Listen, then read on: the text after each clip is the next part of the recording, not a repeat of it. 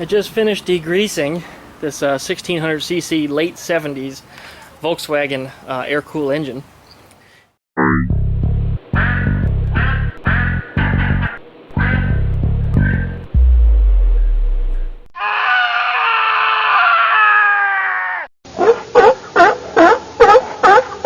And yes, the intake manifolds are put on backwards.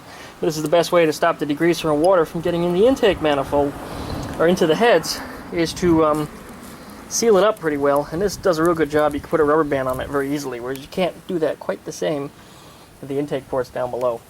It's got a stock exhaust on it, which is actually new. It's a little rusty just because it's just been sitting for a while, but it's solid. It's just surface rust.